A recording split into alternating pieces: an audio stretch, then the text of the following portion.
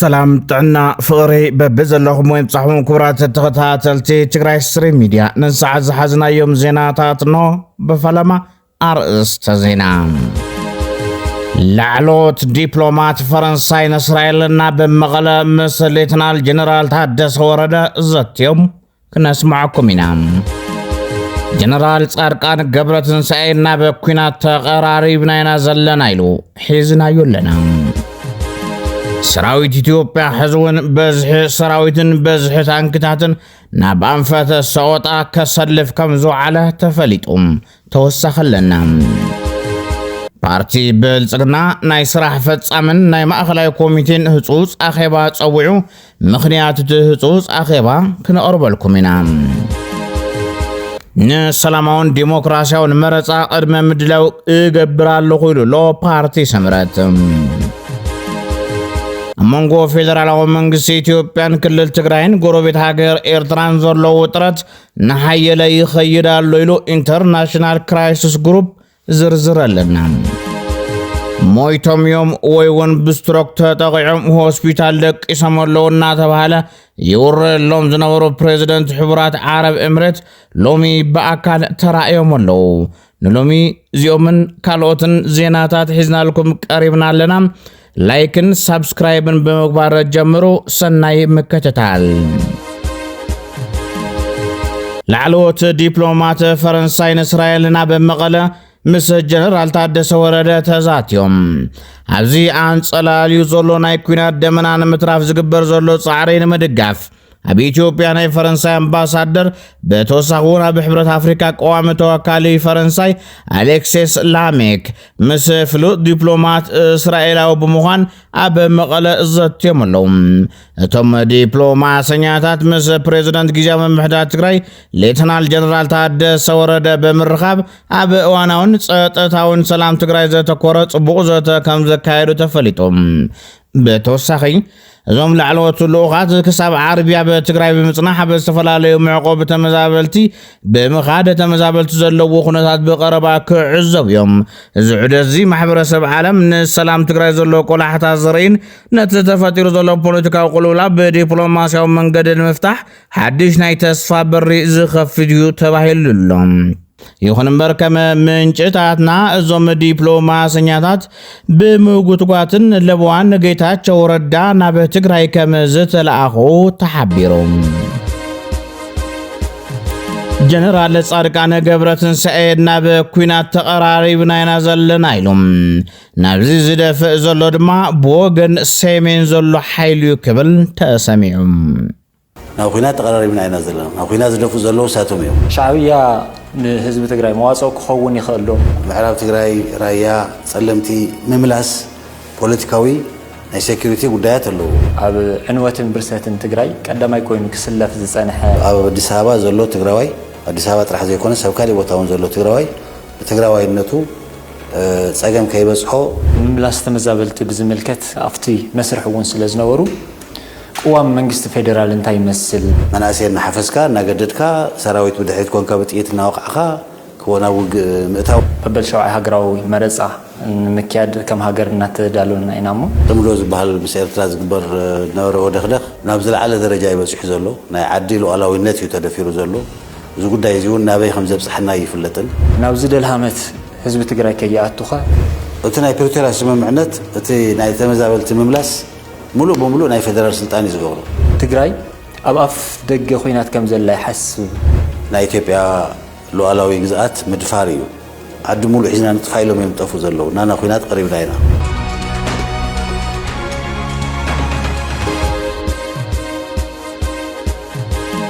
ሻዕብያ ናብ ትግራይ ሰራዊት ይእተሎ ዝብል ክውዛዕ ዝቐንየ ሓበሬታ ጭብጥ የብሉን ክብል ውድብ ሳልሳይ ወያነ ትግራይ ሓቢሮም ቦገን ውድብና ነዚ አረጋጊጽና ኢና በመባል ቦገን ጊዜያዊ መንግስት ትግራይ ድማ ነዚ መብርህ ክህበሉ ይግባእ ኢሎም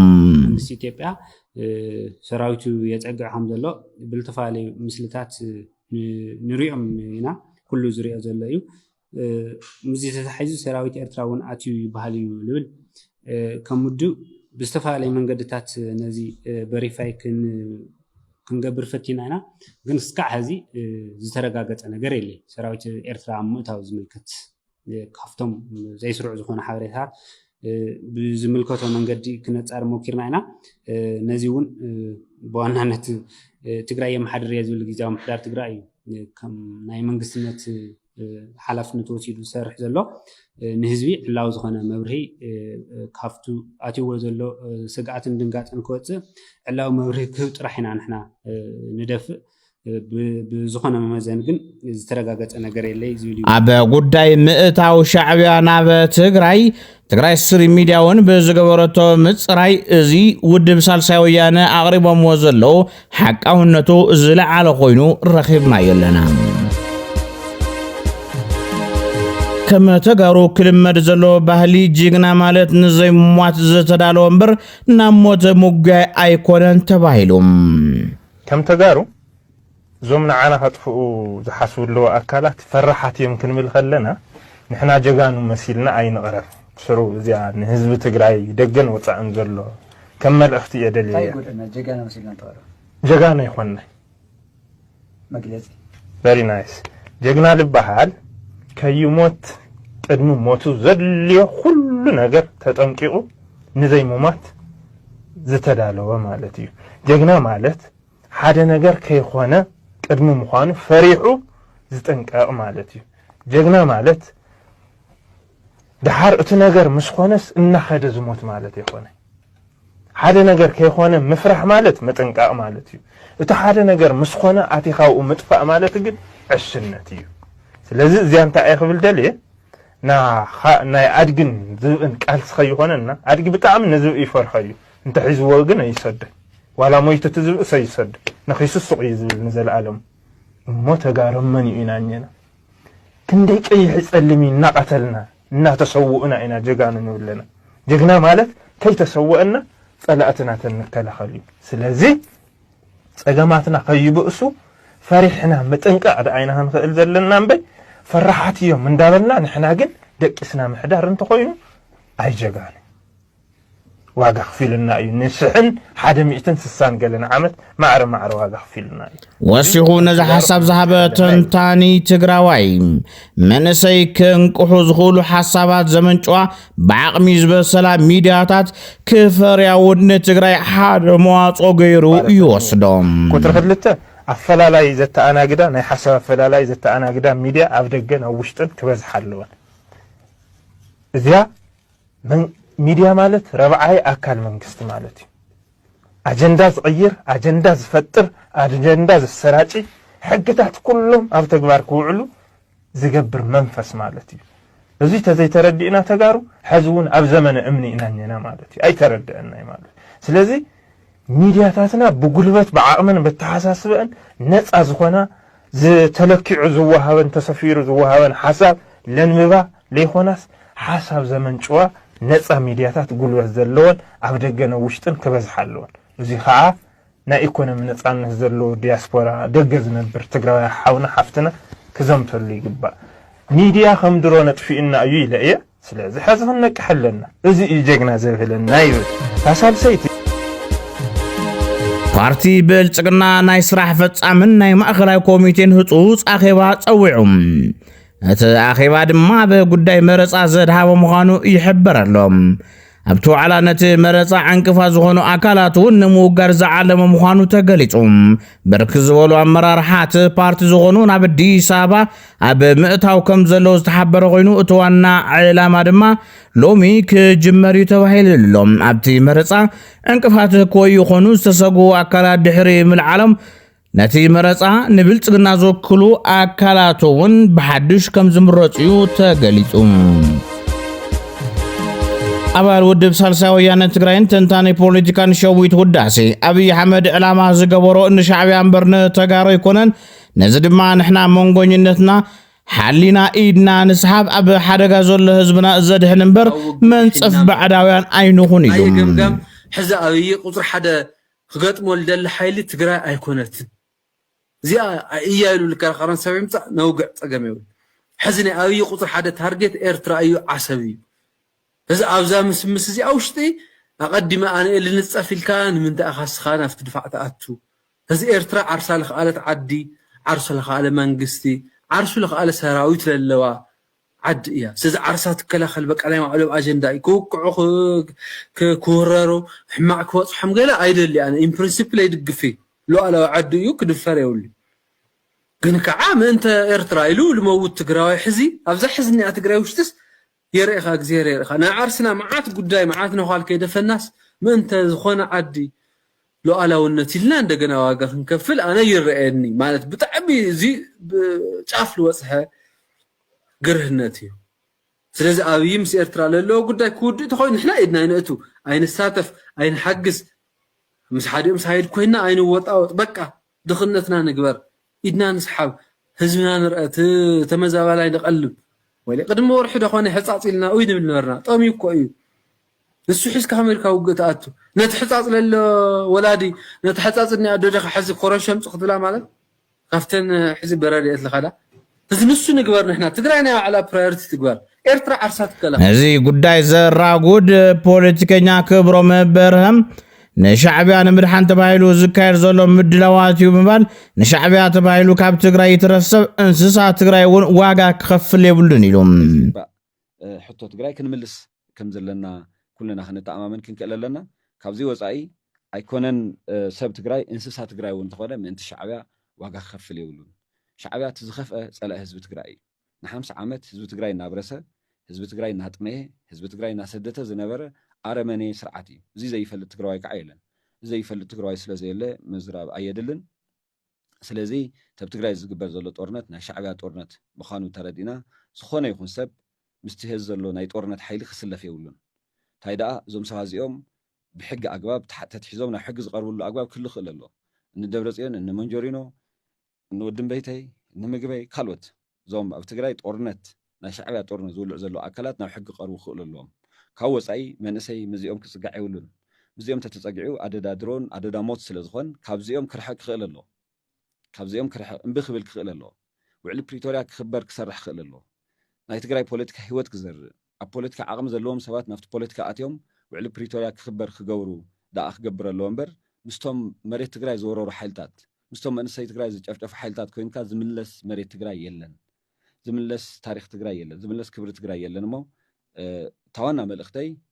እዛ ጦርነት እዚኣ ናይ ሻዕብያ ጦርነት እያ ሻዕብያ ኣብ ትግራይ ስትራቴጂክ ዴፕስ ንምስፋሕ በፈር ዞን ንምስፋሕ ጂኦግራፊ ንምስፋሕ መሓዛ ንምሓዝ ዝገብሮ ፃዕሪ እንተዘይኮይኑ መንግስቲ እንተቕፅል ሸዊት ውዳሴ የተሕዝ መጽ ዘለው እንተ ተላዒሉ ትግራይ ሙሉእ ብምሉእ ናይ ምስኣን ኣጋጣሙን ክህሉ ይኽእል እዩ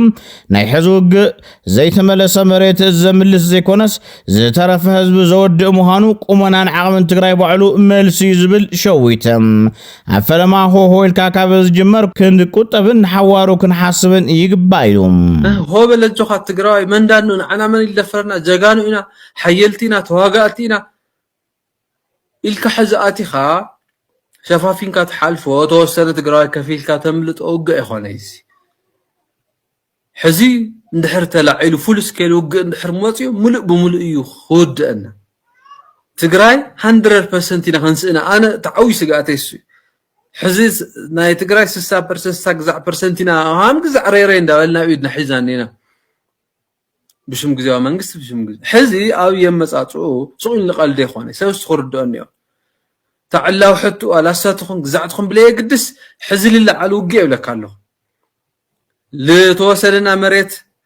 كملس لي إخواني استمزالتنا كملس لي إخواني لقرينا سبق لما زابلن لقرينا جزءات نا حدا قال التنيو بق أزيد سب كلير كون نمنت هاي تلكاني حزي تجراي يخواني دوق قسي يخواني دوق قسي صيلا ونورمال ساعات سرفايف كتقورلو ليت الوقت ايزي حزن تقرايزي بطعم خبير وقت بطعم تقالع عيل خوانا قزيئي قد محموش عمت ሸዊት ሮማናት ኦንላይን ኣብዝብል ኣብ ዝቐረባ ዝኸፈቶ ናይ ውልቀ ሚድያ ገዛእ ክትከውን ህዝቢ ክህልወካ ስለ ዝግባእ ድሕንነት ህዝቢ ኣብ ዘውሒ ስራሕ ክስራሕ ይግባእ ዝብል ሓሳብ ኣካፊሉ ውልቀ መላኽ ንምዃኑ እውን እኮ ግዜ ክትመርፅ እኒአካ ዓፋኒ መላኽ ክትከውን እውን እኮ ኩነታት ክትርኢ ክተንብብ እኒአካ تخترك صخت جزء تحسب محبرسه كو خيلن يوم مجمرة خقن كون يوم قبل ليه محبرسه كم يقدر كاتجز حزوق متى إيش بينكم تقولوا ولا تحصلتان تامن قستنات بينكم عمريكم حسكم ما تبغى توقعون بقر بينكم حزوا بينكم ودوا بينكم تواتوا ولا أفسلتان سلطان كلا دحربل تولو كوينات أفتحوا حوي نعاتوا لكم قوتيتكم سبتتو سبتتطقوا سبتودوا تحعينت هلينا بسنتيزي تعينت كان إيزي بسرو مالت نتهزويت حساب نتعديت حساب نوع على خسر ويبال اللي تحسبني خا نوع على منقست خونكا عم باقنن كونكا خطك انو نكو تهزوين اشتاي كتنفسك قني عام خاطرهم يوم وسيغون حوحات حزكا ناب كوينات متاو عرسخا نموت مسطح إلوم نزي كوينات جمرو دحر غزي محتاتو ميترفن إلولم ولاون بزح صقم تدراريبنا حزي كوينات مجمار مطفع امبر معوايت يكونن إلوم نزي تبهالا بزعبا انصلالو يزلهلو كونتات مسارت غيرو مدب دحا ولدو ابزبل ناي تي بي ميديا شويت وداسين غبرسلاسي كيروسن ابزحبو حسابيهم زين نحوحات حسكا ناو كينات متاو نحوحات حسكا ناو طرنت متاو ساعات زي كولكتيف سوسايدي حاول بقى عرس خامطفاي خالي من ترجم يولي تردخل توم هيوت تقراي كتقفل جوار عزستي محتاجهم يترفي ويل حتى تقراي معاد كاينا بوزح النمبر دحر جيزه دحر تقراي لاو سلامه مسمصت تقراي ابي تغار مسودقت زم اكلات زيهم حتى طلو مخانو أو تقرأ بزح ساعات أو دبنا خوينات لا يلو زحسب بزح سويه حزبك خيون نايت عم هنقبريلنا ولا تنواقع يقولك الله أين عوت يكون موتينا واقع نكفلينا لا 10-30% مريتنا أنا هنهجر بنك مع الحزب أي صرح له جزاوية العقل صرحتني من قصتي دوما زي خفلهم بأورو معرض تقرأ له تمزالت له بتقول لنا ناي سراويت مرحنات ناي سراويت عقمي بازحي بقعات معراب تقراي كنملس نقول له اي نخلي زيون بدنبي كجمجم كخلر له مالتي حوحات حزبنا يموتانم باي حزبنا يموداب عقمي يول كلير هذه كينات تطلع له كبزي ازولت تقراي انتي يكفطر كموت كسواق سنكن عدا يقبؤيو ግን ንጽረት የለኝ ለምንታይ ልስዋል አነ በምስንካለ አነ ናው ድፋዕ በመታየሲ ለምለስ መሬት ግዛይ ነዲ ግዛት ነዲ በዓልቶም ለናው ጀነራላት ትግራይ ከምድላ የሚገሩ አለው ስለዚህ አብጥም የምንራኸው በር አብ ትግራይ ታይትምሰል አይስማማ ይዘም ሰዓት ጀም ብስሩኸ አይነት አጀንዳውና ይውለው ሰራዊት ኢትዮጵያ ህዝቡን በዝህ ሰራዊትን በዝህ ታንክታትና በአንፈተ ሰቆጣ ከሰልፍ ከምዞ ዓለ ተገሊጾም መንቅስቃሳትና ኸረረይ ዝኸይድ ዘሎ ዝበሉ ፍልፍላትና ሸሞንተ አጋር መካናይዝድውና በቆቦን ወልቃይትና በክልተ ተመቂሉ ተጸጊዑ ከም ዘሎ ገሊጾም ሰራዊት ኢትዮጵያና በድንበራት ትግራይ በዘይ መቆራጽ መኽታት ካብ ዝጅምር ክልተ ሰውን አውጽሮሎም أبز حرفة أبصابنا كاب مسرت حوحات حرز غنا تجارة أسجد جبر سلاسي أما وتحيلهم كم تزبع عليكونن بشرح شعبي يتقتلوا مبارو أبصابنا زذكريهم هذا ما دراسي مصحف غاز أوبريشن غازيت أنيا برهانو أبادي أب أما وتا جنرال حيلهم رأيات مساسال حساب أكافيلهم مسواتنا حيلهم زخونة صاريها ماريها زلو زخونه ፖለቲካዊ ሽርሒ ብድሕሪቱ ዘለዎ ከም ዝኮነ እየ ዝግምት ማለት እዩ ስለዚ ሽዑውን ካብቶም ናይ ውድብ መራሕቲ ሓደ ዝነበረን ፖሊት ቢሮ ዝነበረን ገብሩ ኣስራት ናይ ትግራይ ማሕዳር እውን ዝነበረ ተሓቲቱ ኣብ ናይ ህዝብ ኣኸባውን ተዛሪቡ ሓደ ዓብይ ሰልፊ ናይ ሓየሎም ዝተሰወረ ሓየሎም ከመይ ተሰዊኡ بدحر مسواتو من اللو تاي تنقل اللو تاي بوليتيكا وشرح اللو أبقي زي خفت حيو قن ترى أقاطامي ترى مقتلتي قنا يكونن ترى تقانفا قنا يكونن يلو تزاري بولير سلازي قورو عصرات نايت بيالك بوليت بيراني رشعو كاب توب ضبالو ما راح تحاديو ናይ ትግራይ ድማ ፕሬዝዳንት እዩ ስለዚ ኣነ ናቱ ሓሳብ እየ ዝወስድ ካልኦት እውን ከምቲ ዝበልካ በረሓዊ በረሻዕብያ እውን ኣየኣምነሉ ነይሩ ናይ ሓየሎም መስዋዕቲ ብድሕሪኡ ፖለቲካዊ ሽርሒ ከም ዘሎ እዩ ዝነግረን ነይሩ ካልኦት እውን ብዝተፈላለየ መንገዲ ዝረኸብዎም ከምኡ እዮም ዝብሉ ስለዚ ኣነ እውን ከምኡ እዩ ተራ መቕተልቲ እዩ ዝብል እምነት እየ ንሰላማውን ዲሞክራሲያውን መረፃ ቅድመ ምድላው ይገብረሉ ኺሉ ፓርቲ ስምረት ኣብ ትግራይ ዘለው ፀገማት ብመረፃ ሕጋዊ መንግስቲ ብምስራት እዮም ዝፍትሑ ክብል ወሲኹም አባል ቤት ምክሪ ፓርቲ ስምረት ዶክተር ሽሻይ አማረ ጠቂሱ ትካል አገልግሎት ዜና ኢትዮጵያ ለካቲት 11 2018 ዓመተ ምህረት አጋምሸት ኣብ ዘርግሑ ሓበሬታ ከም ዝበሎም ኣብ ትግራይ መረፃ ንምክያድ ዝኽእል ምቹ ኩነታት ንምፍጣር ግዝያዊ ምምሕዳር መንግስቲ ፌደራልን ሕገ መንግስታዊ ሓላፍነቶም ንኽፍጽሙ ተሓቲቱሎም ኣብ ውሽጥን ወፃን ዘሎ ትግራዋይ ኣብ ትግራይ መረፃ ክካየድን ሕጋዊ ዝተመረፀ መንግስቲ ክህሉን ኣብ ዝግበር ፃዕሪ ጠንካራ ቃልሲ ክንገብር ይግባእ ኢሉ ኣሎ ዶክተር ሽሻይ አማረ ስርዓት ብልጽግና ኣብ ናይ ሓሶት ጥምዘዛን ምድንጋርን እዩ ዘሎ ክብል አይተ የማነ ገብረ መስቀል ገሊጾም ሚኒስትር ዜና ኤርትራ አተ የማነ ገብረ መስቀል ኣብ ማሕበራዊ መራኸቢ ኤክሱ ኣብ ዘመሓላለፎ መልእኽቲ መራሕቲ ኢትዮጵያን ገለ ክፋል ላዕለዎት መኮንናት ሰራዊትን ዕሱባት ብምውፋር ንሓቂ ክቕይሩ ይፍትኑሎ ዝብል መልእኽቲ ሰዲዱ አይተ የማነ ብምቕጻል እዚ ተግባር እዚ መግለጺ ናይቲ መሪሕነት ዘሎ ናይ ምትላልን ናይ ሓሶት ትርኢት ናይ ምርኣይን ከምኡውን ናይ ሓሶት ሓበሬታ ናይ ምንዛሕን ባህርያት ምዃኑ ብምግላጽ ነቲ ስጉምቲ ብትሪ ነቒፎም ብምኽንያት ምውሓድ ግቡእ ቆዳሕታ ማሕበረሰብ ዓለም ውዕሊ ፕሪቶርያ ከይፈርስ ዘስግእ ምዃኑ ሓዱሽ ጸብጻብ ፓን አፍሪካ አጀንዳ ኣመልኪቶም እቲ ብኢንስቲትዩት ፓን አፍሪካ አጀንዳ ዝወፀ 78 ገጽ ዝሓዘ ጸብጻብ ቅድሚ 3 ዓመት ዝተፈረመ ውዕሊ ፕሪቶርያ ብምልኡነት ብዘይምትግባሩ ሕዚ ናብ ዘይተርፍ ኩናት የምርሕ ኣሎ ኢሉ ኣብ ትግራይ ኣብ ልዕሊ ሰላማውያን ሰባት ደብዳብ ድሮን ምፍጻምን ኣብ ጸለምቲ ኣብ መንጎ መከላከያ ሓይልታት ጸጥታ ትግራይ ዘጋጠመ ጎንፅን ኣብ 2018 ዓመተ ምህረት ዝተፈረመ ውዕሊ ፕሪቶርያ ክፈርስ ምኽንያት ክኾን ከም ዝኽእል እቲ ጸብጻብ አጠንቂቁሎም ነዚ ምኽንያት ዝበሎ ድማ ማሕበረሰብ ዓለም ነቲ ውዕሊ ብምትግባር ዘርእዮ ዕሽሽትነትን ሸለልትነትን ቆራጽነትን ዘይምህላውን ዝበለ ኮይኑ ሕዚ እውን ቆራጽ ስጉምትን ዘይተወሲዱ ኣብ 2018 ዓመተ ምህረት ክተርፍ ዝግብኦ ኩናት ዳግማይ ከጋጥም ይኽእል ኢሉሎም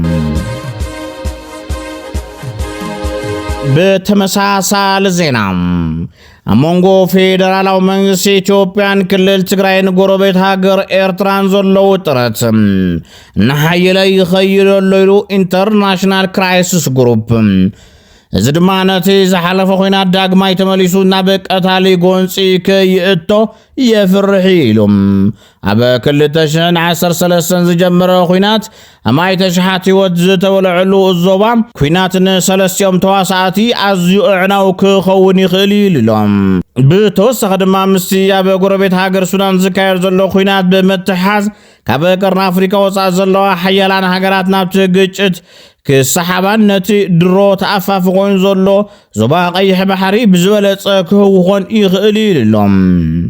ጽልዋ ዘለዎን ሃገራት ኣፍሪካ ምስቶም ኣብ ቀርኒ ኣፍሪካ ረብሓ ዘለዎም ግዳማዊ ሓይልታት ብምዃን ጎንፂ ንኸይለዓል ንምክልኻል ህዱእ ዲፕሎማስያዊ ስራሕቲ ክሰርሑ ይግባእ ክብል ምክሪ ሓሳብ ኣቐሚጡሎ ኢንተርናሽናል ክራይሲስ ግሩፕ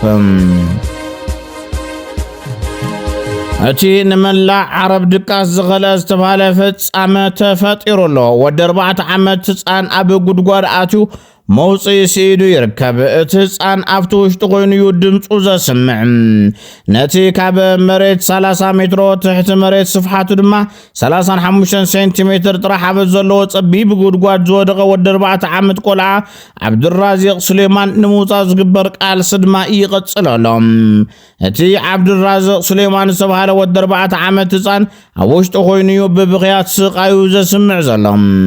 ብገመድ ናብ ታሕቲ እቲ ዒላ ዝወረደ ካሜራማን ድማ ገጽ ህፃን ናብ ዓለም ዘርግሒዎ ይርከብ ነዚ ድማ እዩ ኣብ መላእ ሃገራት ዕራብ ሻቁሎት ፈጢሩ ዘሎም